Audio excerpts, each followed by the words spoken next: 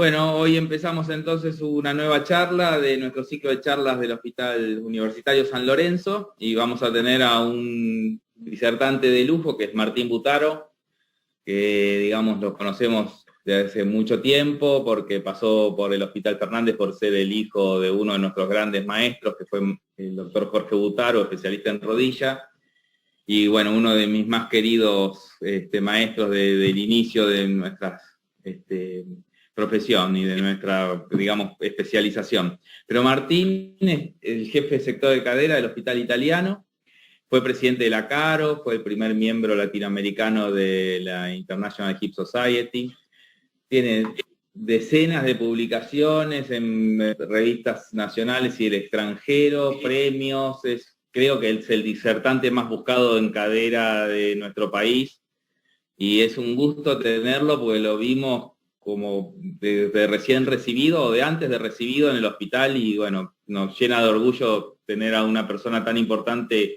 y tan conocida por nosotros. Gabriel va a moderar hoy la charla de Martín Butaro. Gabriel Wimber fue compañero mío de la residencia, un año superior, aprendí muchísimo de Gabriel, creo que es una de las personas que más nos influyó en nuestra formación temprana y bueno, digamos, nos inculcó también el amor por el estudio y por el progreso del conocimiento. Gabriel, como decía, hizo la residencia en el Hospital Fernández, actualmente su práctica pública la ejerce en el Hospital Pirovano de la Ciudad de Buenos Aires. Fue fellow del Rush Presbyterian de Chicago, donde conoció a Aaron Rosenberg, que fue, creo que uno de los pilares, Gabriel, de tu formación también. Y en la práctica privada está en el Instituto del Diagnóstico de Buenos Aires y en la Clínica Besone de la provincia de Buenos Aires.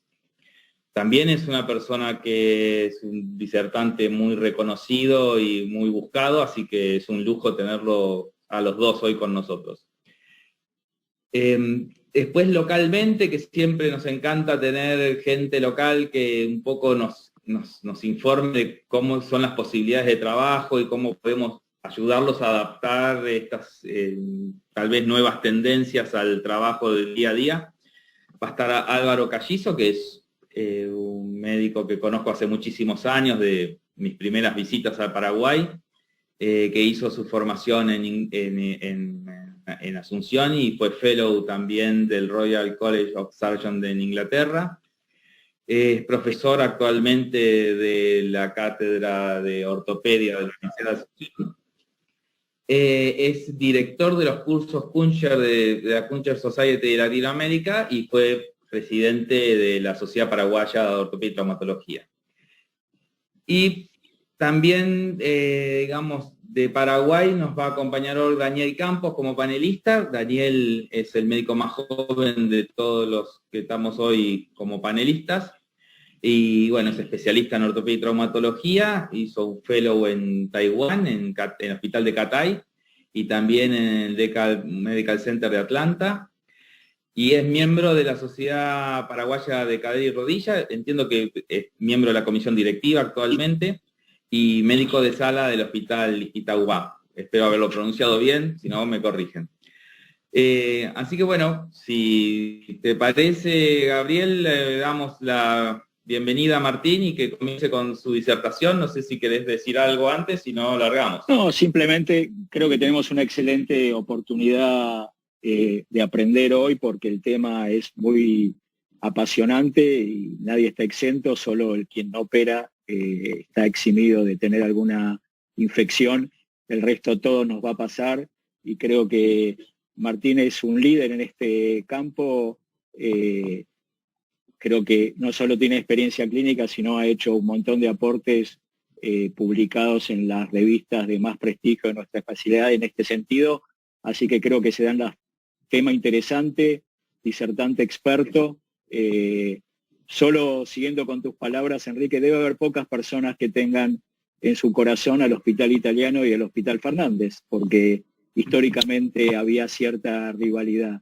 Y creo que, como vos bien dijiste, seguramente Martín es uno de los pocos que lo tiene, no solo por la unidad docente que hizo cuando estudiaba, sino por ser el hijo de Jorge, como vos bien dijiste, que además de enseñarnos a operar rodilla, claramente era el tipo con el que más queríamos charlar, dentro o fuera de quirófano, sea de medicina o de otro aspecto. Así que debe ser por eso que nos pone tan contentos cuando somos testigos de los prestigiosos galardones que le toca esgrimir a Jorge, a Martín, y solo un poquitito menos orgullosos que Jorge, pero muy orgullosos. Bueno, me toca saludar a mí y agradecer todas las palabras que han tenido, que son hermosas y muy gratas. Saludar a los colegas de Paraguay, que le tengo mucho afecto. No me olvido nunca que hemos hecho guardia José, Gabriel y Enrique, y yo era el perro, el más joven, y nada, me entusiasmaba muchísimo y empecé a conocer la ortopedia de la mano de ellos. Así que estoy muy agradecido y también por la invitación de poder estar acá y compartir. Como dijo Gabriel, voy a empezar a compartir la pantalla. Como dijo Gabriel, es un tema gigantesco y hoy no vamos a ver ni siquiera la mitad, pero mientras el fin de semana preparaba un poco la presentación, dije, bueno, voy a mostrar lo que venimos haciendo en los últimos 20 años en el hospital. Van a quedar un montón de temas sin tocar, pero bueno, de estos que yo les voy a mostrar, tenemos experiencia porque lo hemos estudiado, lo hemos tratado de publicar y bueno, y por ahí quizás se ve un poco desordenado porque son muchos temas diferentes, pero son pequeñas experiencias que hemos tenido en este capítulo que es tan amplio y tan frustrante para el cirujano cuando tiene una infección. Así que voy a comenzar diciendo un poco lo que empiezan diciendo todas las charlas de infección, que son un poco la prevalencia. En el hospital está más cerca del 0,5, pero hasta 2% se tolera como algo estándar en cirugía primaria, y es una tendencia que está bastante estabilizada en el mundo, a diferencia de la cirugía de revisión, que está aumentada muchísimas veces, y es de hasta 5 a 10% la tasa de infección. Es la causa principal de reinternación y es una carga gigante en el sistema de salud.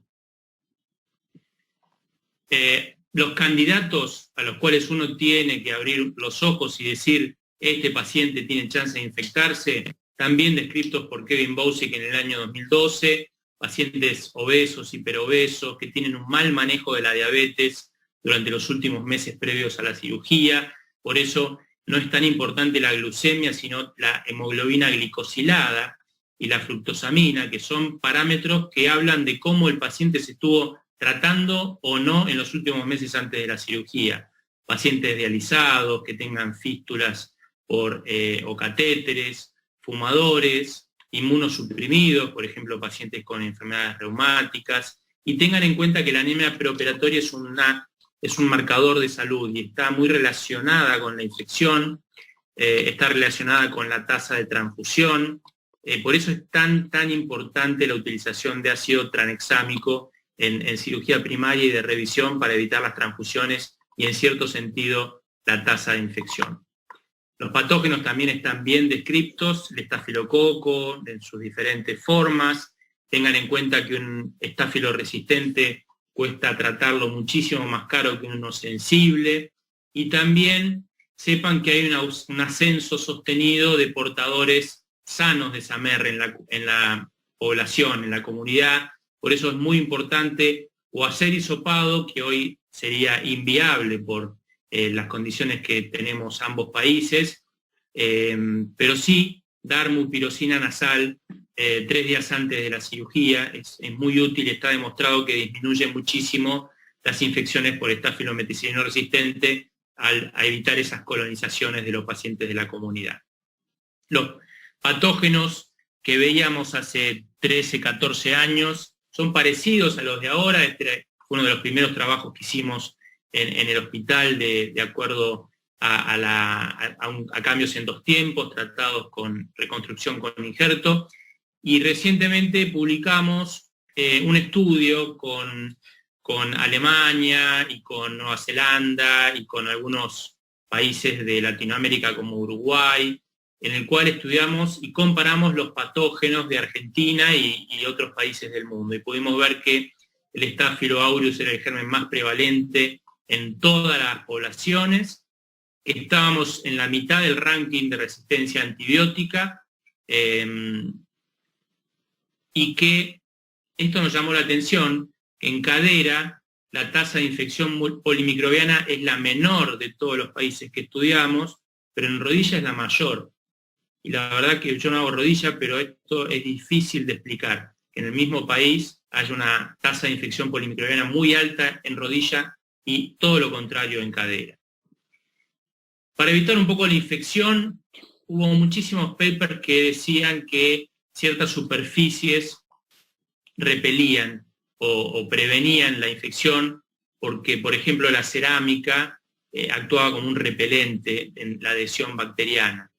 Entonces, como lo veíamos en muchos papers, nosotros decidimos estudiarlo en el laboratorio y lo que hicimos fue determinar la influencia de biomateriales con respecto a la adhesión de bacteria que produce biofilm. Entonces lo estudiamos en cerámica de cabeza, de inserto, en cromocobalto, en insertos de polietileno de alto entrecruzamiento y en titanio, tratando de emular todos los componentes que puede tener una prótesis primaria, con la hipótesis de que la cerámica delta iba a mostrar una menor adhesión bacteriana que el resto de los componentes. Los pusimos en frascos estériles y los sembramos con Staphylococcus aureus, Staphylococcus epidermidis, Escherichia coli y Pseudomonas aeruginosa. Eso lo hicimos en el laboratorio de bacteriología del hospital y pudimos ver que la adherencia global bacteriana era muy similar entre la cerámica y el resto de los componentes. Así que fue un poco un mito que derribamos, por lo menos in vitro, es difícil de medir en vivo, pero en todos los papers también analizábamos que la cerámica en cerámica se usa en la gente más joven, entonces la gente más joven es la que menos infecta, entonces no es en sí la superficie de fricción, sino el tipo de paciente. Cuando yo entré al hospital estudiamos las infecciones con la clasificación de Fukuyama, que se clasificaba, ustedes se deben acordar, en cultivo positivo o infección intraoperatoria, infección temprana, que era durante el primer mes, que se trataba como una infección aguda con debridamiento, la infección tardía o crónica, que se podía tratar sobre todo en 2 tiempos, y la hematógena. Pero hoy cambió un montón, no solo la clasificación, sino el tipo de diagnóstico, y hay un montón de parámetros que usamos, otros que no llegan a Argentina y no usamos, pero básicamente nos basamos en el consenso de Filadelfia y en la Musculoskeletal Infection Society. Yo formé parte de la nueva definición de infección periprotésica, que tiene 2 criterios mayores, o sea, el crecimiento de 2 organismos en métodos de cultivo estándar, o que exista una fístula o evidencia de comunicación entre la articulación y la prótesis. Eso habla de que el paciente está infectado. Y después diferentes criterios menores, como la proteína C reactiva en sangre, el dímero D, que después medio que se dejó de usar, la eritrosedimentación en sangre, el conteo de glóbulos blancos en sangre, que es diferente a si la infección es aguda o si es crónica, la estearasa leucocitaria, que se usa mucho en rodilla y poco en cadera, todo eso le da diferentes puntos, o la alfa-defensina, que se usa mucho en el mundo, pero que por lo menos en Argentina no es fácil el acceso y el costo es muy alto, los polimorfonucleares sinoviales. Yo les diría que le presten mucha atención al porcentaje de polimorfonucleares sinoviales y al conteo de células de glóbulos blancos sinoviales, así como también la proteína C reactiva sinovial, que no está en esta tabla y que después yo le voy a mostrar que también es de gran utilidad. El cultivo positivo único, la histología positiva y que exista pus. Si existe pus, no es que está infectado, porque para estar infectado tiene que ser más de 6 puntos, si es menos de 3 puntos no está infectado, y si es entre 3 y 5, bueno, no es muy concluyente el diagnóstico, pero es muy importante que tengan en cuenta estos criterios menores y mayores para definir la infección. Hay excepciones a todas las tablas cuando uno quiere poner adentro de un manual el diagnóstico o el tratamiento para todos los pacientes. Esta es una, por ejemplo, este paciente llegó con una prótesis que se luxaba, había tenido varias cirugías, una fractura de acetábulo previa, y tenía una fístula cercana al abordaje previo.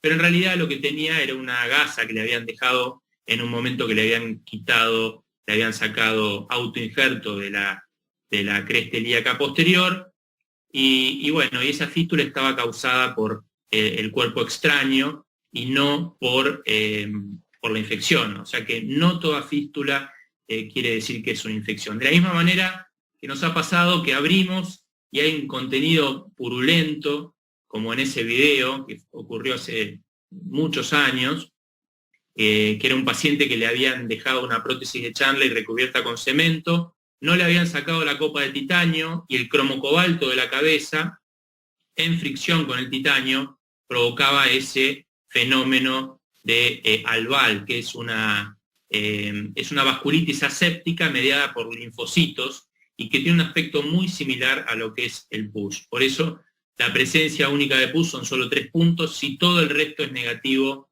bueno, hay que investigar y no hacer un tratamiento en 2 tiempos si realmente no es necesario. En el video que vieron recién, yo ante la duda le coloqué un espaciador, pero si es un albal, uno debería poder seguir con la cirugía y ahorrar muchísima morbilidad en este tipo de pacientes. Si uno llega al quirófano con dudas de infección, hay 2 maneras de diferenciar si existe o no infección. Estas 2 líneas las estudiamos muy bien en el hospital. Una de la época del doctor Puzo, la congelación intraoperatoria, más bien dicho, de la época de Fritz Jachowicz, que era un eximio patólogo que trabajaba en el hospital. Nosotros hicimos un estudio ya que tiene muchos años, y lo que analizamos fueron 146 revisiones sospechosas, con una edad muy despareja. Lo que sí tomábamos por lo menos 5 muestras de pseudocápsula, implante, todo lo que tenga peor aspecto de acuerdo al criterio del cirujano, lo mandábamos a congelar y lo comparábamos con bacteriología y la anatomía patológica definitiva. Eso nos arrojó números muy buenos, pero lo hicimos con dos patólogos que eran en ese momento especialistas en patología musculoesquelética, que no todos los centros lo tienen. Medimos el número de células en 10 campos a 400X de ampliación, y usamos como límite para considerar infección 5 o más leucocitos polimorfonucleares, que ese era un viejo criterio de Mirra, que era el que había descrito por primera vez la congelación intraoperatoria. Entre 0 y 4 era negativo, y hoy en día los resultados los tenemos disponibles en el hospital en 20 minutos.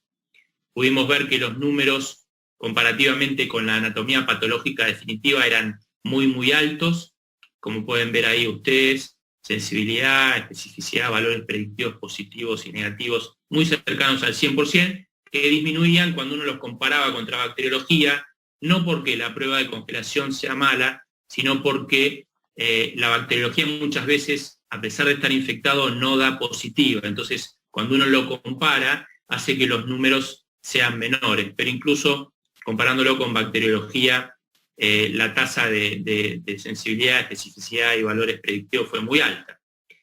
La ventaja de este método es que uno ve directamente y manda a analizar lo que uno considera que es de peor aspecto, y solo manda zonas sospechosas, así que un poco la elección la hace uno dentro del quirófano. Es un método rápido, es bastante económico y constituye un elemento legal, un documento legal, porque si uno abre y tiene pus y tiene un aspecto, mucha membrana, así, típica de un caso infectado, y bueno, y el paciente no tenía idea que podía estar infectado, bueno, uno sale de la cirugía diciéndole al familiar que bueno, que tuvimos un indicio de infección y que hicimos un estudio y ese estudio dio positivo para infección, con lo cual obviamente nos habilita a no poner una prótesis en un terreno infectado sin tener el germen identificado, lo cual sería un error, ¿no? Hay algunas cositas importantes. El patólogo obviamente es el que se lleva todos los premios porque es el que conoce y el que interpreta.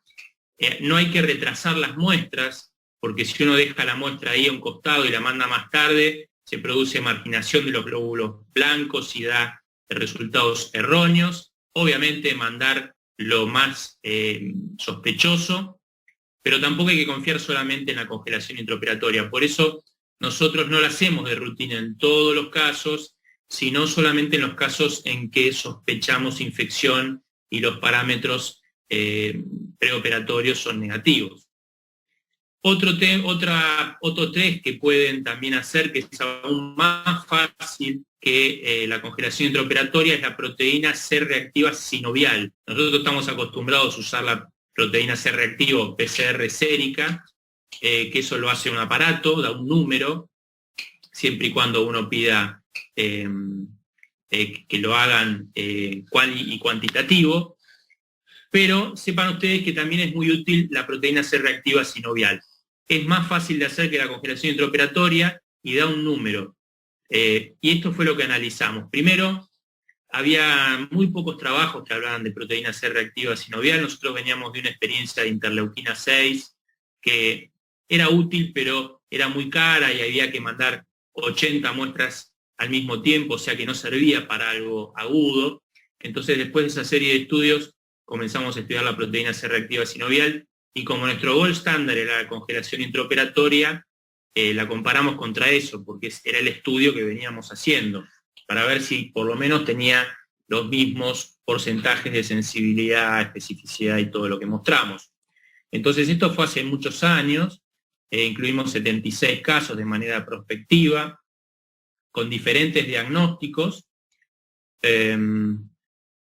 incluimos todas las revisiones en las cuales se pueda sacar líquido articular, porque de vez en cuando hay alguna articulación que no tiene líquido, que también es raro para una infección, una articulación que no tenga líquido. Mandábamos a congelación intraoperatoria y a bacteriología para comparar con la proteína C reactiva sinovial, y excluimos pacientes que tienen aumento crónico de proteína C reactiva sinovial, como las enfermedades inflamatorias, reumáticas, o que hayan tenido un tratamiento antibiótico previo, bueno, o esas condiciones que ustedes pueden ver ahí. Es muy importante tener un nivel de corte, que eso fue descrito por Parvizi en el mismo año que nosotros estábamos haciendo este estudio, y el nivel de corte es de 9.5 miligramos por litro. Nosotros con un Avocat 14, después de abrir la fascia, sin abrir la cápsula, hacemos la toma de muestra. A veces pasa que uno choca o que la cápsula está muy engrosada o choca contra la prótesis. Si no obtenemos líquido, sacamos el Avocat, le decimos a la instrumentadora que nos dé la jeringa sola, y el ayudante está ahí al acecho porque ni bien uno abre la cápsula, toma el líquido que sale de la cápsula. Así que ante una falta de poder tomar muestra, no se desesperen, cuando abren la cápsula seguramente un poco de líquido va a salir. Esas muestras las comparamos con congelación después de membrana y todos los tejidos sospechosos, cultivo y PCR sinovial. El costo de la PCR sinovial es bastante económico, es menos de $20, y lo que nos dio fue también números muy buenos comparativamente con la congelación y un poquito menores comparativamente con la bacteriología, por lo que les decía que hay muchos pacientes infectados que no dan cultivo positivo, ¿no? Pudimos ver una sensibilidad del 91% y una especificidad del 94%. Uno está usando un estudio de rutina, como la PCR, que se hace en sangre en cualquier centro de salud. También tarda unos 15-20 minutos. Es económico, uno lo ve en la pantalla del quirófano, porque eso sale en la historia clínica del paciente, y mientras estamos operando tenemos acceso a un número. No depende tanto de la interpretación del anatomopatólogo, o no depende de la interpretación del anatomopatólogo, pero es muy importante lograr una correcta toma de líquido, y como les decía, si no abrir la cápsula. Nos dio un valor cuantitativo a diferencia de la congelación, y también uno lo puede pensar cuando hace una punción preoperatoria. Ante sospecha de infección, nosotros no punzamos a todos, solamente punzamos los que sospechamos de infección. Ese líquido que se saca también se le puede dosar proteína C reactiva sinovial. Y también en los reimplantes, como después vamos a ver, porque en la presencia de un espaciador, si uno hace una punción preoperatoria, ese espaciador libera antibiótico, y si hay algún germen dando vuelta, ese antibiótico lo va a enmascarar. Y por otro lado, como una cirugía reciente, hace 6, 8 semanas, muchas veces hay huellas de polimorfonucleares, la congelación es positiva, pero el paciente no tiene una infección. Entonces también la proteína C reactiva sinovial sirve en el segundo tiempo de un tratamiento de una infección periprotésica. Muy buenos valores de PCR sinovial, simple y rápido, de bajo costo, y a veces hacemos las dos cosas. Cuando hay bastante duda y alguno de los dos métodos es dudoso, bueno, hacemos los dos, pero es bastante raro. Hoy por hoy hacemos en todas las revisiones congelación, medio de rutina, y en los que sospechamos infección y tiene todo normal, le hacemos además la congelación intraoperatoria. Hablando un poco de tratamiento, hay muchas variantes, desde el desbridamiento, pasando por la desarticulación, y vamos a ver un poquito un resumen de cada una. El desbridamiento está indicado en infección aguda o hematógena. Esa tasa se produce entre el 0,3 y 3%. El éxito del desbridamiento no es muy alto en la literatura, va del 30 al 95%, pero hay papers que tienen tasas muy bajas de éxito. El secreto radica en hacerlo de manera precoz. Ese paciente que lo citaron, que vino con un poco de secreción, que lo mandan a la casa y que vuelve a los 48 horas, bueno, ante la duda nosotros decimos que lo llevamos a quirófano, lo lavamos, siempre un lavado profundo, salvo que uno abra y esté cerrada, hermética la fascia.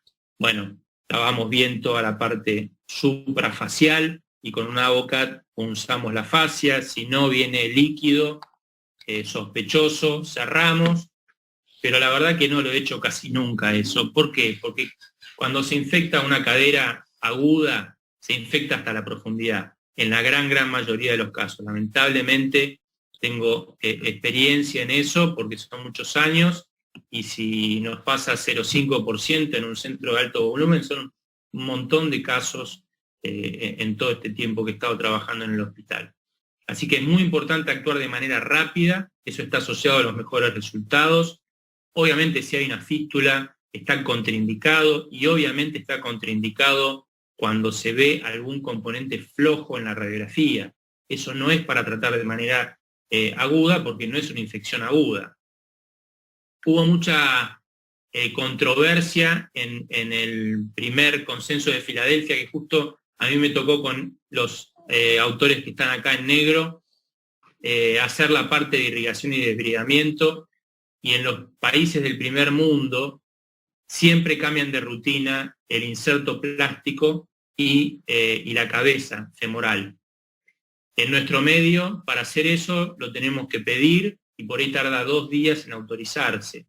Me imagino que en los países que hoy nos están escuchando pasa algo parecido, así que lo que hicimos en ese consenso fue agregar la palabra "en lo posible". Obviamente es mucho más importante hacer un desbridamiento rápido que sin cambiar los componentes, que esperar 2 días y cambiar los componentes. Así que lo que les recomiendo es que sí que luxen, porque bueno, uno puede llegar a limpiar mejor. En rodillas siempre hay que sacar el inserto plástico, porque si no, no se llega a la parte posterior, pero en cadera nosotros no cambiamos los componentes modulares, porque la realidad nos dice que eso retrasaría la cirugía por lo menos 2 días. El tratamiento antibiótico, al ser una infección profunda, es entre 6 semanas y a veces se extiende hasta 1 año, porque son pacientes por ahí que tienen gérmenes agresivos y uno los quiere cubrir con la mayor cantidad de antibiótico o de tiempo antibiótico posible. Otra opción es la Girleston o artroplastía de resección, más o menos involucra el 5% de los tratamientos de una infección en nuestro centro. Controla muy bien la infección. Se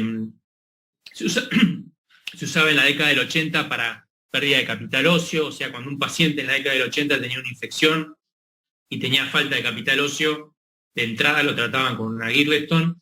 Brinda un estado funcional muy poco alentador, y el miembro puede acortarse hasta 7 centímetros, lo cual hace que mucha gente no pueda caminar más porque son añosos, y en una paciente de corta estatura 7 centímetros es un montón. Así que lo dejamos para casos realmente muy complejos en los cuales la falla de la infección periprotésica se ha repetido muchas veces. La desarticulación es una opción, por suerte no he tenido que hacer muchos casos. Este es uno de ellos, una paciente con una infección súper rebelde que llegó al hospital con un germen muy agresivo, que le cambiamos varias veces el espaciador y una vez llegó a la guardia con el espaciador así que se le salía del costado. Paciente muy, muy obesa, tuvo un tratamiento muy prolongado, sin prótesis, y bueno, llegó el momento de reimplantarla. Le hicimos un fémur total, porque lo que le quedaba de fémur era inviable.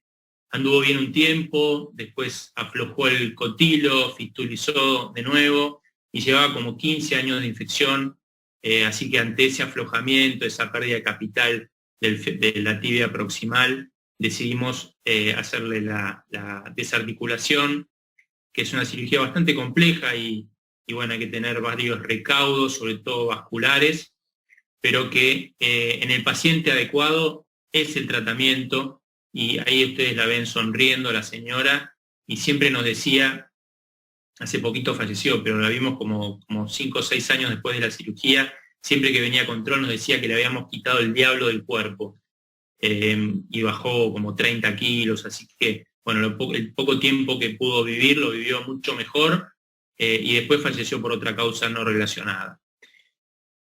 Este fue un paciente que me derivaron del querido Hospital Fernández, como decía Gaby. Era un chico muy joven en ese momento que había tenido un Ewing a los 18 años, le habían hecho radioterapia, resección, había tenido múltiples infecciones protésicas por un germen muy agresivo. Así llegó al hospital con una pérdida enorme de capital óseo, sobre todo femoral y un poco también acetabular, con una fístula, con esa pérdida de cobertura de partes blandas. Le hicimos en primer tiempo un mega espaciador no convencional. Pensamos que con esto íbamos a tratar la infección, pero nunca cerró la fístula, y un día me llamó que estaba con fiebre, que hacía 1 año y medio que andaba mal, y bueno, consultamos con un médico que lamentablemente falleció hace unos años, que era el doctor Freire, que se ocupaba de los amputados. Yo no quería desarticularlo porque era un chico muy joven, y me ayudó a hacer una técnica que seguramente ustedes no conocen, pero que es buena tenerla en el armamentario porque en algún momento por ahí uno la puede utilizar. Es mucho menos invalidante que una desarticulación, así que ahora se la voy a mostrar. Esta era la radiografía preoperatoria, tenía 13 centímetros de acortamiento, un pie equino que no le funcionaba para nada, así que ahí van a ver un resumen de la cirugía. Básicamente lo que se hace es un abordaje por piel sana, que se termina y abarca toda, digamos, todo el fémur hasta la tibia. Uno deja todo el flap posterior y toda la parte interna del fémur que no tuvo nunca abordaje. Se reseca el fémur, se hace un abordaje por arriba del tobillo y se amputa el pie, digamos el tobillo, tibia y peroné, a la longitud que uno quiera después plegar el fémur, ¿no? Puede ser o más lejos o más cerca. Después se diseca toda la cresta de la tibia, interna y externa, para hacer ese flap, que después se sutura a ese primer abordaje que hicimos. Ahí pueden ver cómo queda. Y el paciente queda con un miembro que se puede equipar, que eso es lo más importante. La radiografía es rarísima. Nosotros la mirábamos, no la podíamos entender al principio, pero sí, queda como una Girleston al revés. Siempre que lo veía en consultorio decía, ¿y si ahora le pongo una prótesis? Pero no, Freire me decía no sea, digamos, que agradezca que se había controlado la infección. Eso fue en una de las curaciones que le hicimos. Ahí lo pueden ver cómo se desplazaba con muletas. Y lo más importante de todo esto es que se puede equipar. Es una modificación de una técnica de principios del siglo XX, que se llama Sauerbruch Van Ness. No tiene nada que ver con la Van Ness, con la rotación plástica de Van Ness, sino que esto es una plegoplastia, porque se pliega la tibia sobre el fémur que ya no existe. Así que es una opción para tener en cuenta. Tengan en cuenta también que si uno no avanza y no toma decisiones, también este riesgo de desarticulación está aumentado. Y esto, bueno, nos pasó en pacientes que llegaron al hospital en estas situaciones con, digamos, destrucción masiva de la pelvis. Esta señora la habían derivado porque se luxaba la prótesis para indicar una férula. Imagínense, ya cuando la vimos, estaba a punto de explotar, la llevamos a la guardia y cuando le saqué una gasita que tenía arriba de la incisión empezó a salir una catarata de material purulento. Así que, bueno, tenía una destrucción total y en estos casos, bueno, no queda mucha opción. Por eso les decía que traten de no derivar los casos que se van de las manos de manera tardía, porque si no quedan pacientes muy comprometidos desde el punto de vista funcional. La señora hubo que hacer una férula de apoyo isquiático y bueno, no podía prácticamente caminar.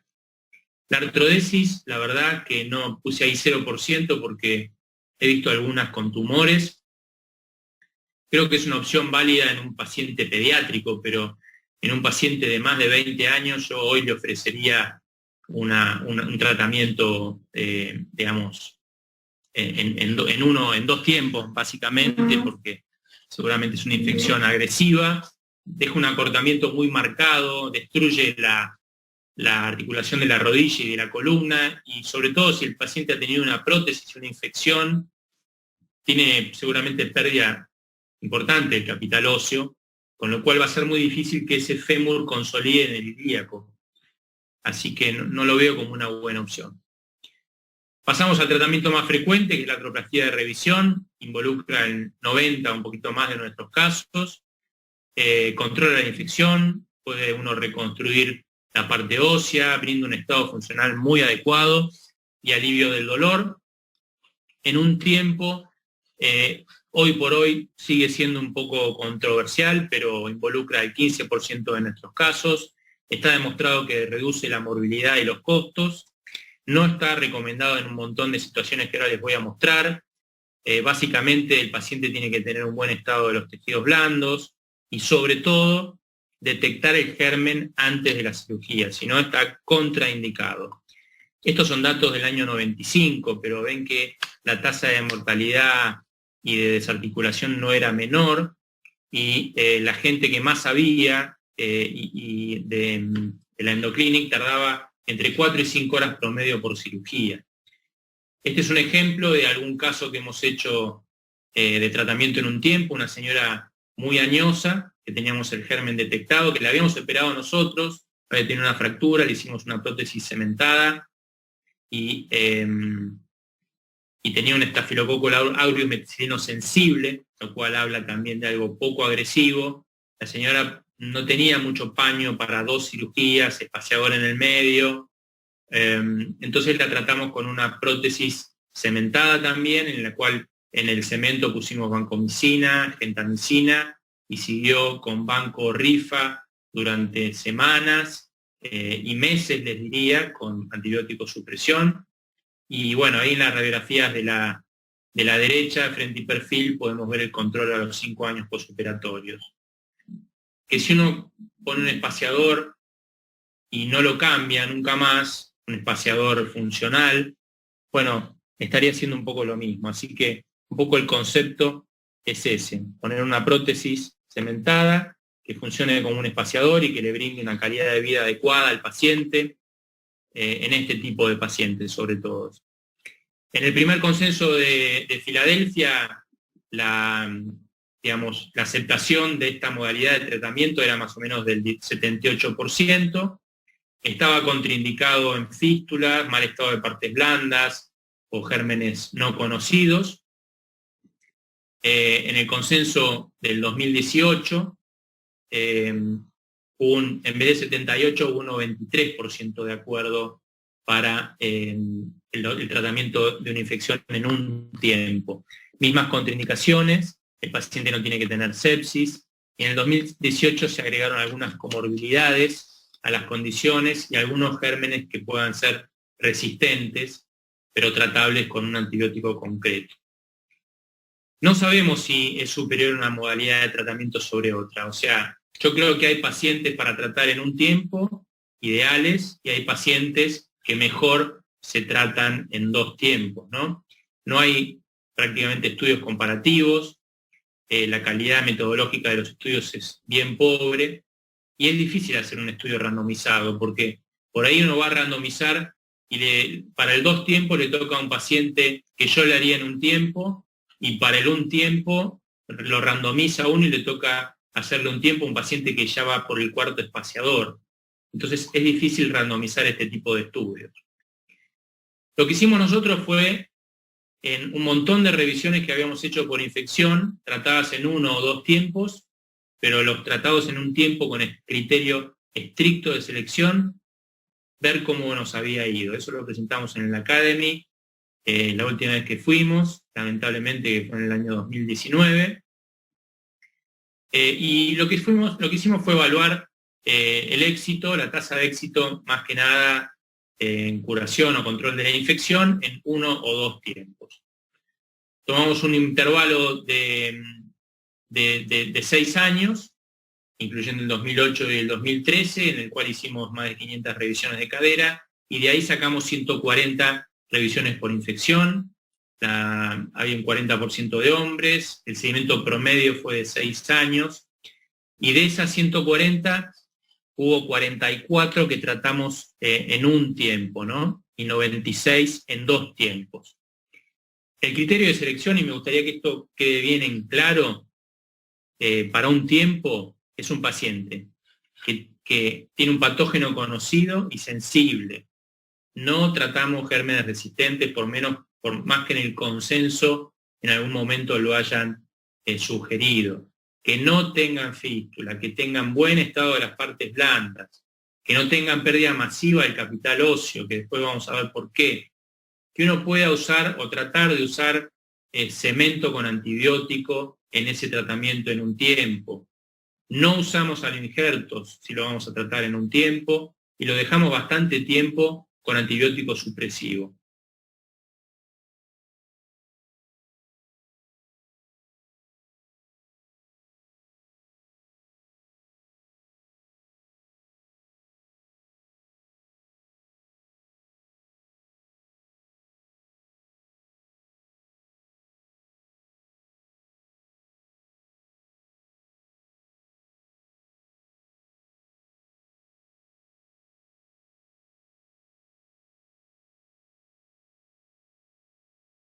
Sí.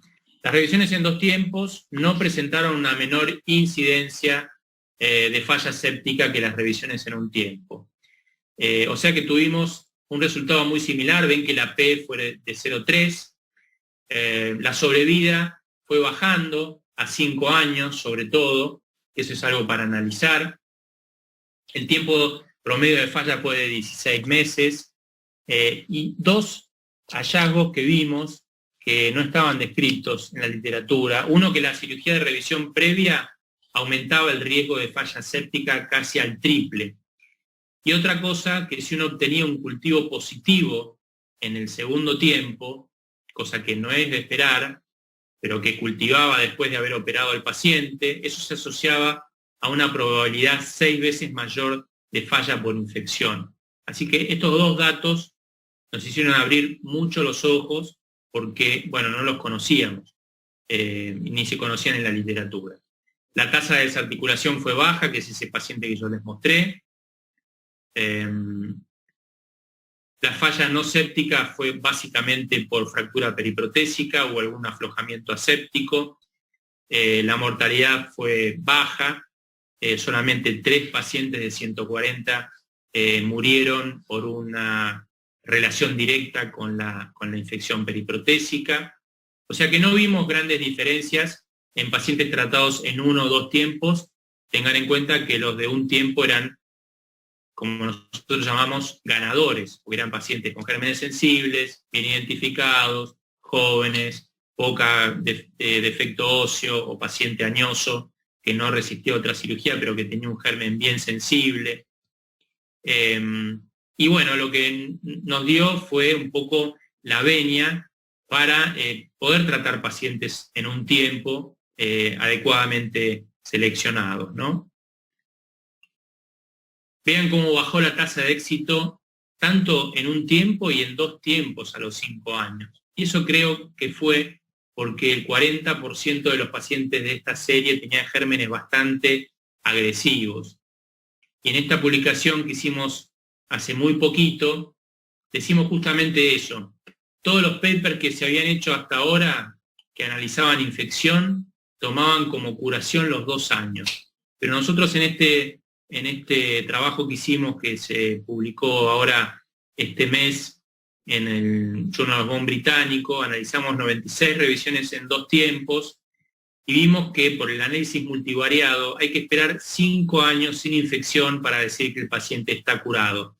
Porque nos pasaba que decíamos, pasaron 2 años, se curó, y al 2 años y medio, 3 años se fistulizaba. Así que lo correcto, de acuerdo a este estudio que hicimos, sería esperar 5 años para que una infección esté controlada.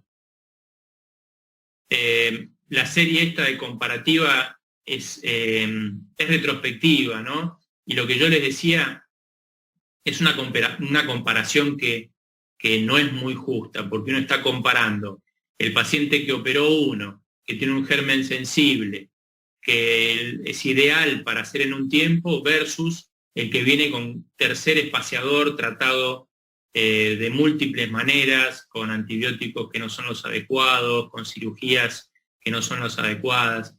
Entonces estamos comparando ganadores con perdedores. Así que eso tiene cierto sesgo, ¿no?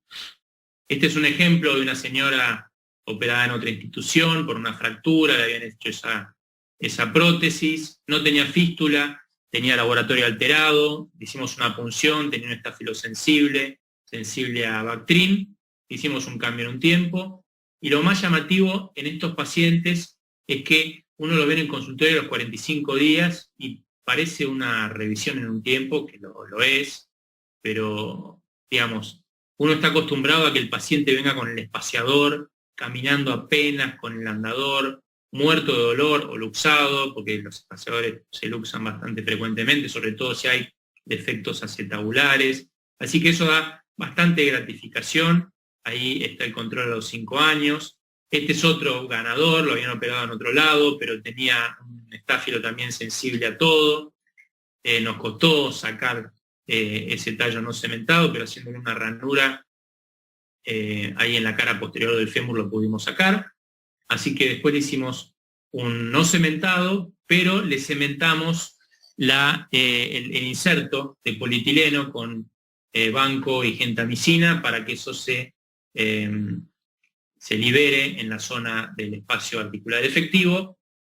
Y bueno, ven que a los 45 días viene con un buen estado funcional, y bueno, y a los 3, 4 años, hoy lleva creo que 4 años, bueno, está muy bien. Nosotros en fístula activa no lo indicamos, a pesar de que en la literatura hay de todo. Hay un trabajo de Wroblewski que hace cambios en un tiempo, todos pacientes con fístula. Y bueno, el seguimiento es de 7 años y el 83% se cura, pero nosotros preferimos no indicar un tiempo en una fístula. Tratamos de usar antibióticos en el cemento, a pesar de que algún caso por ahí de gente joven no usamos componentes no cementados. El tratamiento tiene que ser supresivo y prolongado durante 6-8 meses como mínimo, si uno va a elegir un cambio en un tiempo.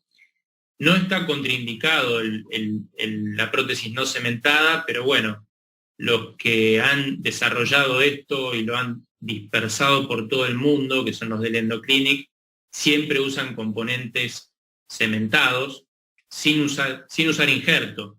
Entonces, si uno va a cementar un componente en una revisión sin injerto, que tuvo una infección y que no tiene un gramo de capital óseo esponjoso, seguramente la fijación de ese implante cementado no va a ser tan buena. Por eso muchas veces elegimos la fijación no cementada. Hay de todo en la literatura. En esta serie todos los tallos fueron no cementados y fueron tratados en un tiempo con un 96% de control de la infección. En esta serie a todos los pacientes, cualquiera que entre por la puerta del consultorio con una infección, los tratan en un tiempo. Es una serie corta, solo 18 casos, 19 casos de los cuales 18 tuvieron control de la infección y hacen un cálculo de casi $400.000 de ahorro. Y este es otro trabajo que hicimos hace poquito, que salió también publicado en el BJJ hace poco, que sumamos una condición a la selección del paciente para un tiempo, que es la pérdida masiva del capital óseo femoral, en los casos que tengan más de Paprovsky 3A y obesidad como factor aparte, se asocia a falla séptica. O sea, tratar de no hacer un cambio en un tiempo en un paciente que tenga un defecto óseo severo. Ese sería el mensaje. Pero ahí ven la falla a los 2 años del 2% en la serie de un tiempo, 9% a 5 años y 12% a 10 años, que son resultados bastante favorables. Tengan en cuenta lo que les decía, que el antecedente de una revisión previa aumenta el riesgo de falla y sobre todo el aislamiento de un germen durante el reimplante. Eso aumenta 6 veces el riesgo de falla. Y también recuerden que la pérdida ósea masiva femoral se asocia también a un resultado desfavorable. El tratamiento en 2 tiempos es el gold estándar, es el 85% de nuestros casos. Hay que sacar todos los componentes, no se olviden de sacar todo el cemento, todo el tejido necrótico. Es muy importante que el desbridamiento en ese primer tiempo sea agresivo. Hay muchos espaciadores, después les voy a mostrar algunas fallas o problemas que surgen con los espaciadores y alguna manera de hacerlo con nuestras propias manos. La tasa de éxito es bien alta y permite usar injertos óseos, que eso es una corriente de estudio que hicimos durante mucho tiempo en el hospital, primero de manera empírica, adicionándole vancomicina en polvo a todo injerto que utilizábamos, esponjoso, y a partir del año 97 lo usamos para tratar infecciones, ¿no? Nos basamos en trabajos muy viejos de un holandés que mezclaba penicilina con injertos propios, autólogos, y bueno, y desarrollamos toda una línea de estudio tratando de controlar la infección, pero también reconstruir los defectos óseos. O sea que lo primero que hicimos fue analizar en animales si ese injerto suplementado con vancomicina no afectaba la incorporación del injerto. Entonces hicimos 2 grupos, hacíamos ventanas óseas, a un animalito le poníamos injerto con vancomicina y al otro no, los dejábamos un tiempo y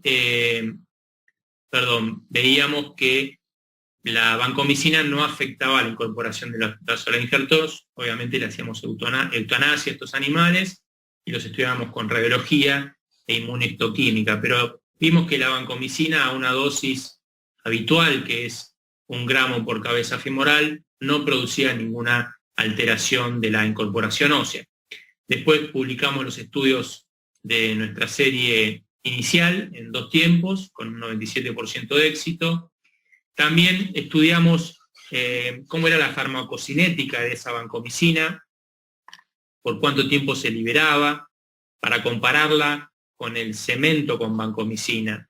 Entonces, en 20 revisiones pudimos ver que la liberación de vancomicina desde el injerto era 300 veces o más alta que la vancomicina liberada desde el cemento.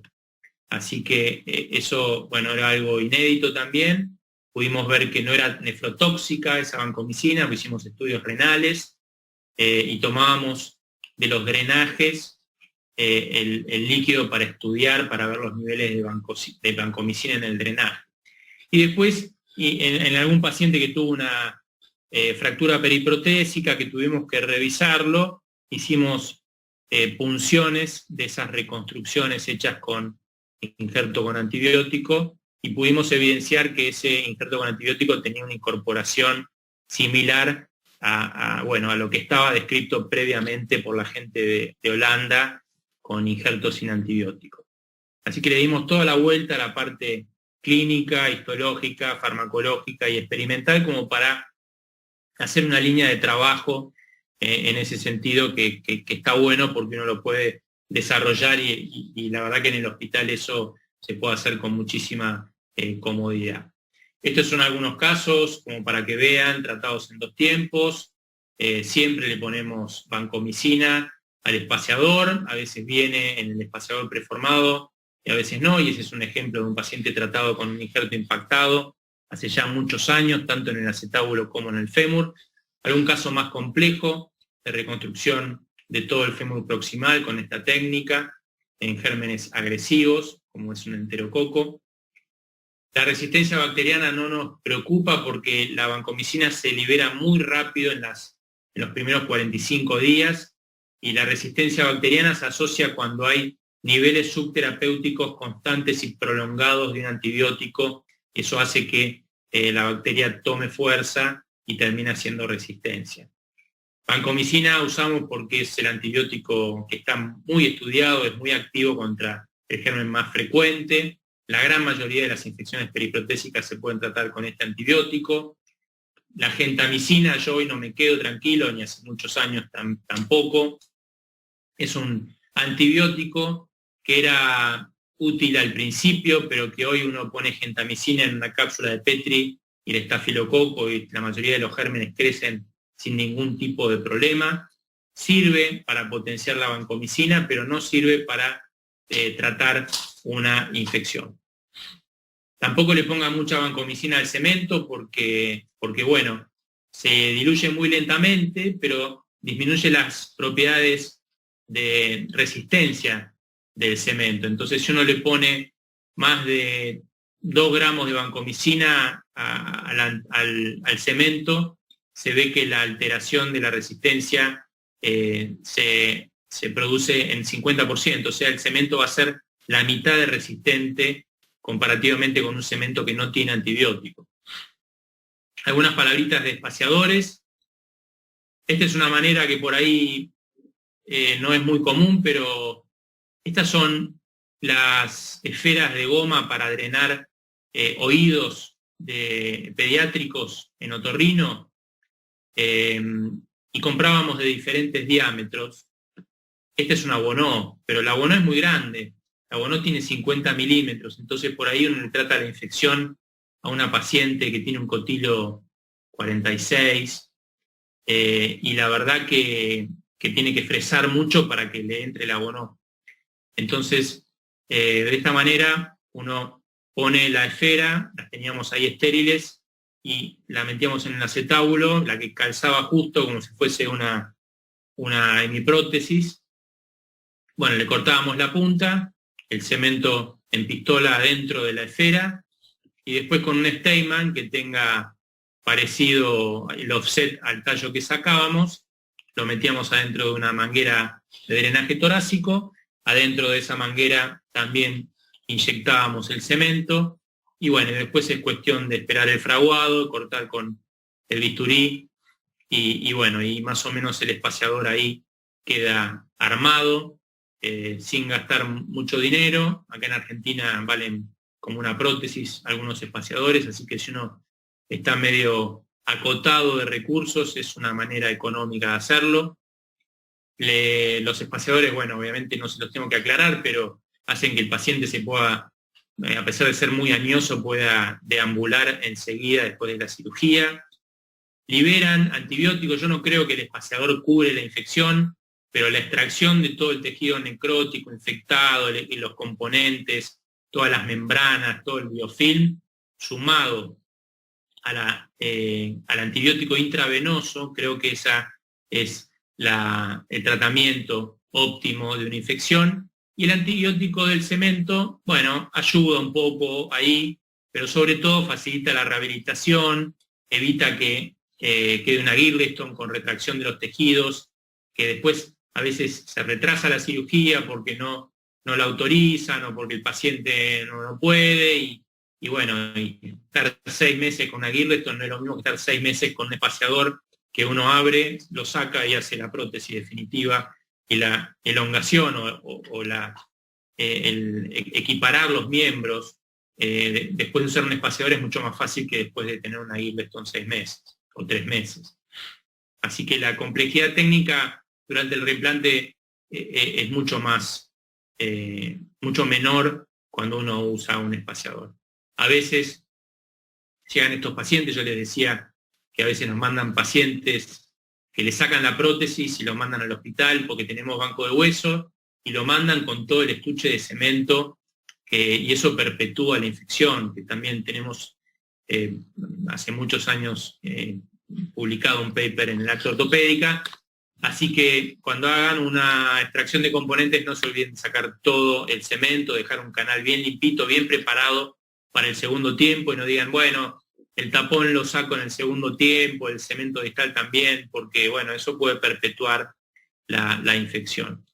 A veces el espaciador que tenemos que usar es mucho más costoso que el que les mostré, y bueno, lo mandamos a hacer. Esto se enrosca y uno mide la longitud que necesita, y después en base a este modelo metálico se arma el modelo siliconado con muchísimas dosis de cemento y de antibiótico, y bueno, y termina quedando un espaciador de gran volumen, muy resistente. Es raro que se parta, salvo que pasen varios años o que el paciente tenga mucho peso.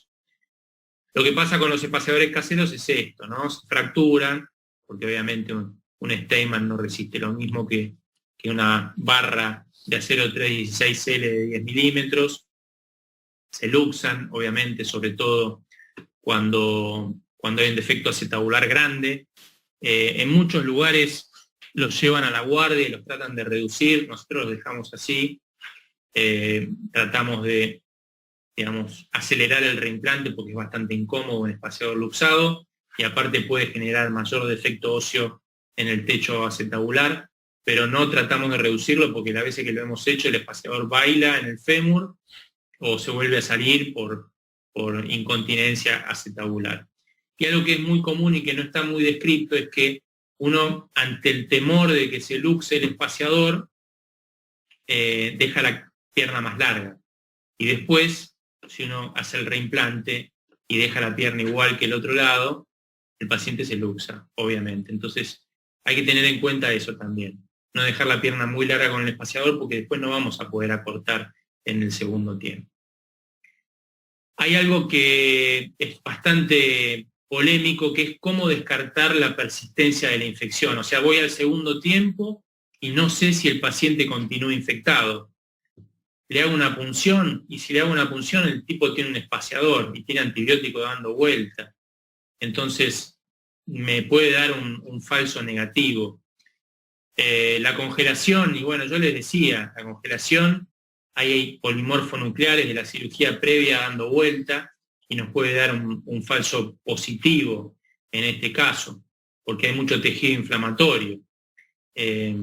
Lo que sí sirve es que si hay un estudio negativo, hay altas chances de que no exista infección, pero ven que la sensibilidad es bajísima.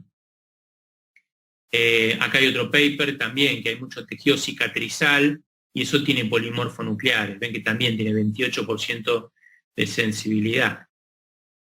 Y bueno, y basados un poco en lo que habíamos hecho en los estudios de revisiones, el primer tiempo de la revisión con proteína C reactiva sinovial, bueno, hicimos un mismo estudio en reimplantes. 31 casos con espaciador, comparamos la proteína C reactiva sinovial versus la anatomía patológica, nos dio un valor predictivo negativo del 95%, lo publicamos en la revista Caro, que es de acceso libre, y un valor predictivo negativo también de 95% en comparación con el cultivo. Así que es un método viable, nos permite también, como en el primer tiempo, hacer algo simple, preciso, económico, y sobre todo, termina la cirugía, uno ve la PCR sinovial del reimplante, y cuando no hay infección, la PCR sinovial va bajísima, 1, 2, 3. Cuando hay infección, la PCR sinovial da altísima, 70, 80, 100. Así que también nos quedamos tranquilos de que ese estudio fue negativo y que reimplantamos a un paciente que efectivamente no estaba infectado. Para terminar, y agradezco la paciencia, tengan en cuenta estos 10 parámetros antes de reimplantar un paciente: que la herida esté bien cicatrizada, que obviamente que no tenga fístula, que no tenga un dolor excesivo, que el laboratorio sea normal, tanto el eritro como la proteína C reactiva, que no muestre periostitis ni cosas raras en la radiografía, que haya completado el tratamiento, generalmente intravenoso del antibiótico, que siempre lo haya visto infectología, en el mismo momento que lo seguimos, tiene que estar el infectólogo también controlándolo. Hagan proteína C reactiva durante el reimplante para quedarse tranquilos, y en lo posible traten de dejar el antibiótico intravenoso que recibió el paciente durante el tratamiento de la infección hasta que tengan el cultivo directo. Mientras el paciente está internado en el hospital antes del alta, el cultivo es negativo, se va sin antibiótico, salvo algún paciente que tenga muchísimos antecedentes de infecciones agresivas, pero si no hacemos eso, lo dejamos con el mismo antibiótico desde la inducción anestésica hasta que esté el cultivo directo. El intervalo óptimo entre primer y segundo tiempo está bastante discutido, lo general son 4 a 6 semanas. La ventana de antibiótico también está discutida, ahora vamos a ver. Si uno deja al paciente mucho tiempo con el espaciador, está demostrado que los resultados funcionales son mucho peores. Así que ni bien mejoren los parámetros de laboratorio, la herida esté bien y todo lo que vimos antes, tratar de hacer el reimplante. Esto es lo que nos pasó en un paciente bastante añoso, que tenía la obra social de los jubilados, vino al hospital con esta infección activa por una pseudomona resistente del lado derecho. Le hicimos un espaciador y por falta de autorización estuvo 3 años con muletas sin carga. Cuando lo fuimos a reimplantar, se nos estalló el fémur y tuvimos que hacer una cirugía que realmente fue muy, muy tediosa. Después tuvo una buena evolución, pero esto es culpa de los 3 años que el paciente estuvo sin pisar. Hay muchos pacientes que no normalizan el laboratorio antes del reimplante, y eso no es una contraindicación para no realizar el segundo tiempo. Esto lo vimos en el consenso de Filadelfia, y hay pacientes, lo importante es que vayan bajando los valores, ¿no? Que tomando en cuenta el peor valor, bueno, que con la evolución lo vaya mejorando, pero hay gente que nunca llega a tener un laboratorio normal, y eso no contraindica el reimplante. Tampoco hay evidencia de que la ventana sin antibiótico para ver si el paciente se prende fuego sea efectiva. Generalmente son 2 semanas, lo hemos hecho durante mucho tiempo, pero tampoco hay evidencia de que eso sirva. La punción aspirativa pre-reimplante tampoco hay que hacerla de manera arreglada, solamente si el paciente tiene parámetros muy elevados de laboratorio o persiste con fístula, pero bueno, le vuelvo a repetir que el antibiótico del espaciador puede jugarles una mala pasada. Lo que sí les decía es que es útil la congelación, las tiras de esterasa leucocitaria también son útiles. Nosotros no las usamos, se usan en rodilla, pero en cadera la verdad que no tenemos experiencia. 5 polimorfo en cada uno de los 5 campos, parece ser lo que se usa para descartar infección. Y algunos errores que le comento, y ahora creo que sí termino. No piensen que por tener glóbulos blancos y eritro normal un paciente no tiene infección. No piensen que porque no tiene fístula no tiene infección. No piensen que el centellograma positivo, el infectón y todos esos son sugestivos de infección, porque esos son muy sensibles, pero poco específicos. No se olviden que un paciente que tiene dolor desde la cirugía es un paciente infectado hasta que se demuestre lo contrario. No traten una infección profunda con un antibiótico oral porque va a ser insuficiente. Olvídense de hacer un desbridamiento en presencia de un aflojamiento por infección crónico con implantes flojos. Eso no sirve. O tampoco hagan un cambio en un tiempo si no tienen la posibilidad de identificar el germen antes de la cirugía, así como tampoco en presencia de pérdida ósea severa. Siempre hay que tratar al paciente de manera multidisciplinaria, sobre todo con los infectólogos. Y bueno, y hay algo que es muy común, es que uno al paciente lo espera, porque lo operó uno, y siempre es bueno pedirle la opinión a un colega, al que trabaja con uno, al que uno le tiene confianza, porque muchas veces uno niega la infección o niega la complicación, y bueno, y está delante de los ojos, y uno, encara para otro lado porque es un paciente que operó uno. Eso pasa bastante seguido, y es algo que bueno, si uno trabaja en equipo, también muchas veces eso ayuda. Así que bueno, les agradezco mucho, sobre todo la paciencia que han tenido, porque estuve hablando 1 hora. No pensé que era tanto. Les pido disculpas si se han aburrido, y bueno, si tienen alguna pregunta, les agradezco que la hagan. Martín, nosotros te agradecemos por la charla divertida, didáctica, llena de casos, pero sobre todo llena de datos. Y no es muy común escuchar charlas así, sobre todo datos propios. Eso te debe dar una satisfacción enorme cuando hablas del tema. Tenemos 3 panelistas de muchísima experiencia para que te hagan preguntas, y obviamente está abierto el chat para las preguntas del público. El doctor Callizo, el doctor Campos, y se va a sumar Rogelio Rey de Uruguay para hacerte preguntas, y hasta que llegue alguna de ellas, yo tengo algunas cosas muy prácticas para preguntarte y aprovechar estos 20 minutitos que nos quedan. Contame, cuando haces un debridamiento y conservación, si lavás con algo en particular o te parece que no tiene mucha importancia. Sí, lavo con pervinol jabonoso enérgicamente, como hacía cuando estaba de guardia y entraba una fractura expuesta. Te diría 5 pasadas y suero, mucho suero. Esas 2 cosas. Dejo drenaje, que en primaria no dejo nunca, y en revisiones hay muchas veces que no dejo, pero dejo un drenaje. Hace 1 año más o menos dejo 1 gramo de vancomicina en polvo subfacial y 1 gramo de vancomicina en polvo suprafacial. ¿Y qué más hago? Y cierro con unos puntos, con un prolene con aguja colchonera, con punto Donati, para que no haya tensión en la herida, que bueno, yo en las primarias hago intradérmica y esto es todo lo contrario. Así que bueno, no sé, no tengo mucho fundamento para hacer todo eso, pero es lo que hago. Lo he tomado de diferentes lugares. Buenísimo. ¿Tenemos preguntas ya, Álvaro, Daniel o Rogelio? Banco Cipro o Banco Ceftriaxona o Banco Ceftazidime, mejor dicho, hasta que venga el cultivo, porque normalmente las infecciones agudas no tenemos cultivo. Así que bueno, amplio espectro hasta que tengamos el directo.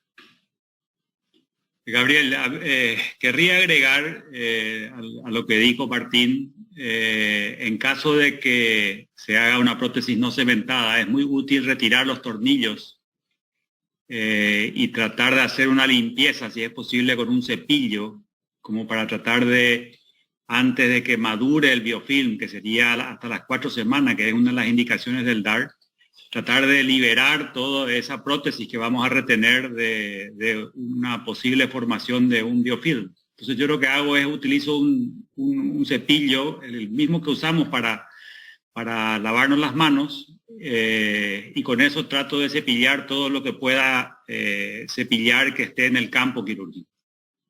Obviamente... Toda la parte expuesta de la prótesis. Toda la parte expuesta a la prótesis, exactamente. Y bueno, el tema de cambiar o no las partes móviles es algo que también tenemos el mismo problema.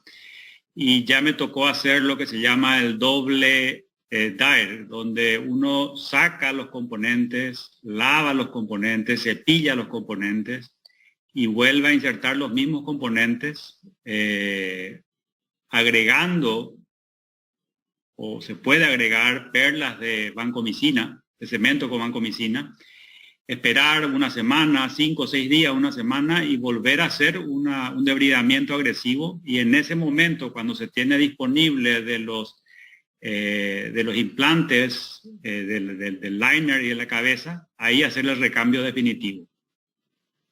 Eso está descrito en la literatura como un doble DAIR, sería, ¿verdad? Que sería repetir el mismo procedimiento. Cuesta convencer a los pacientes, pero si uno le explica y le convence diciéndole que si es que uno deja pasar más tiempo, bueno, las chances de que tengamos que retirar esa prótesis aumentan. Entonces con eso a veces se les convence y se pueden hacer esos procedimientos. Hola, Rogelio. Hola, ¿cómo andan? Muchas gracias por la invitación para estar. Te felicito, Martín. Gracias, Rogelio. Brillante la charla. Igualmente. Gracias, Gabriel y Álvaro. No, al contrario. Ya que estoy, te hago la pregunta.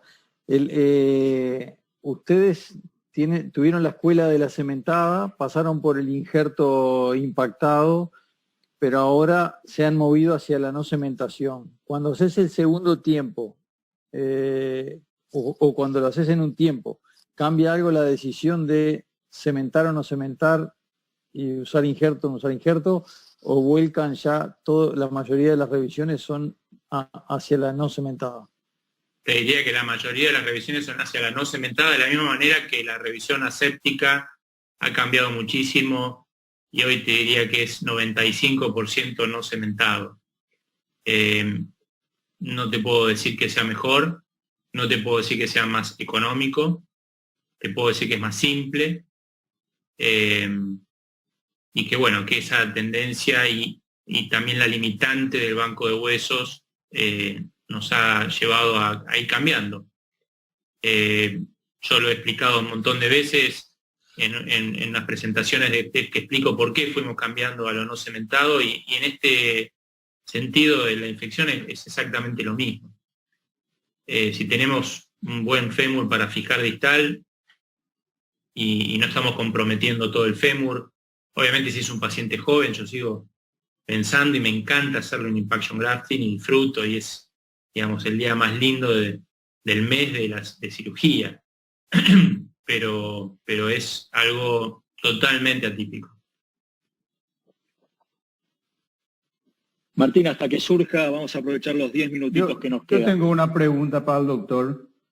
Me gustaría saber un poquitito qué opinión le merece al doctor el papel preponderante que está teniendo el estudio que se está haciendo con la deficiencia de vitamina D. Si eso deberíamos considerar, tomar en cuenta como un factor modificable, el factor predictivo que tiene la deficiencia de vitamina D para situaciones de complicación posterior a cirugía de revisión. Mira, es muy importante. De hecho, yo participé medio de casualidad con la gente de Cleveland Clinic en un paper que justamente muestra eso, que habla de la hipovitaminosis D y el aumento de la tasa de infección. No es algo que nosotros lo pidamos de rutina, pero sí es algo que se lo hemos compartido a todos los clínicos y la gente de prequirúrgico, y bueno, y es algo que se testea, no te digo de rutina, pero en pacientes con sospecha, la gente de endocrino y la gente de prequirúrgico lo testea.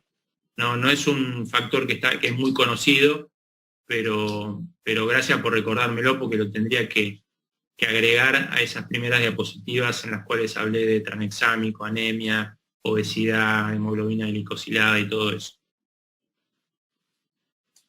Gracias, genial. Martín, ¿no nos querés contar cómo sería una revisión en un tiempo? Vos describiste perfectamente las indicaciones.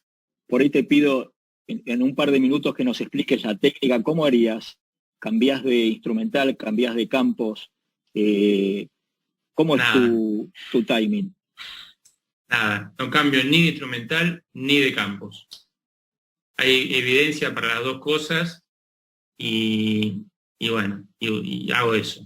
Digamos, hay un paper del HSS que no cambian el instrumental y hay otro, no me acuerdo de dónde, que, o sea, lavás mucho todo, no es que salís de la cirugía, sino que ponés campos nuevos por abajo, yoga nuevo, todo, pero no es que sacás todo, te vas a lavar de nuevo, la mesa no. Quizás eso tenga que ver con las 4 o 5 horas de cirugía que se reportaban en la década del 90, pero los cambios en un tiempo, sacamos todo, lavamos bien, cambiamos los campos, ponemos campos nuevos arriba y seguimos con la cirugía. Buenísimo. Déjame ver en el chat si tengo algo. Mientras hago otra pregunta. Dale, esa es la idea. Sí. Doctor, ¿cómo determinás, qué criterios usás para determinar el tiempo de supresión de antibióticos y en qué casos específicos? ¿Hay algún No me meto mucho en eso porque tenemos una infectóloga de lujo que hasta me ha acompañado al consenso de Filadelfia. Por eso no me meto porque son gente muy razonable y bueno, viste, el cirujano siempre ante la duda le damos un poquito más, porque se queda tranquilo. Pero la verdad que el secreto no es lo que yo te pueda decir, sino tener un buen infectólogo, alguien que entienda, que vaya a quirófano, que se dé cuenta lo que es una infección, digamos, que esté espalda con espalda tratando la infección con uno en el consultorio, ¿no? Me parece que el secreto es ese. Y que sea propio del equipo, ¿no? Que mirá, bueno, lo va a ver un infectólogo que hace infectología general y que tiene cierta idea, no, es importante que sea un especialista en infecciones musculoesqueléticas. Cortitas, te hago 3 o 4 preguntas del público y creo que terminamos. Dale. Con un minutito por pregunta. ¿Alguna indicación para dejar la herida abierta, Martín? No, no me pasó nunca. Ok. Pero sí, en la época de Puzo lo dejaban abierto, le ponían 2 cánulas y entraba el antibiótico y salía, que es lo que hoy hace Leo Whiteside en la rodilla y lo están haciendo en muchos lugares, o el antibiótico intraóseo, pero yo no lo hice nunca. Evaluación de rutina odontológica, ginecológica y urológica. En primarias no. No haces un screening ni urológico, ni odontológico, ni ginecológico, salvo los pacientes que tienen antecedentes. Buenísimo. No, exacto. Digamos, en el departamento prequirúrgico le preguntan todo, antecedentes. Lo que tratamos es, digamos, que no tenga un absceso en la boca, pero eso es parte del examen prequirúrgico del Centro Integral de Evaluación Prequirúrgica. A veces nos pasa que el sedimento es patológico y nada, le hacen un urocultivo, pero no tenés el resultado, entonces le dan antibiótico el fin de semana y el lunes lo operamos. ¿No repetís, Martín, el esquema antibiótico después de la cirugía de segundo tiempo hasta el cultivo, resultado del cultivo, por favor? Claro, exacto, es lo que les decía en la presentación. Lo termino de operar, en realidad lo empiezo a operar y en la inducción anestésica le hago banco si tuvo un SAMR. Y después lo dejo con banco hasta que venga el cultivo definitivo, que al tercer, cuarto día ya lo tenemos. Si el cultivo es negativo y el paciente tuvo 3 espaciadores previos y le puedo dar TMS por boca un tiempito, y bueno, por ahí se lo doy. Pero si es negativo y es la primera infección, cortamos ahí el antibiótico. Martín, ¿cuánto tiempo esperás para considerar cultivo negativo? ¿Esperás las 72 horas que generalmente esperamos? El directo y lo seguimos. A veces el paciente se fue de alta y ha tenido que volver a ponerse un catéter. Eso pasa también, ¿eh? Sí, son por lo menos 14 días y si uno no sospecha que haya algo micológico, ¿no? Pero... Eso es muy importante, porque generalmente a los 3 días uno respira y se siente una sensación de alivio, pero hay que seguirle al cultivo y tratar de que por lo menos miren los de laboratorio hasta el día 14, donde todavía pueden tener... Cuando falta algo, suena una alarma y nos avisan, lo citamos, y muchas veces el paciente se le coloca un catéter y se le da el antibiótico, sí, puede pasar.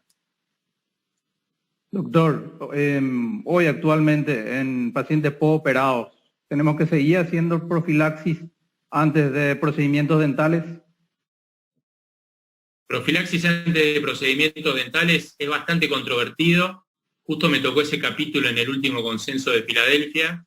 Hicimos un metaanálisis que después lo publicamos y no hay evidencia de que haya que hacer tratamiento previo con amoxidal, como amoxicilina, que se le daba 2 gramos antes del procedimiento.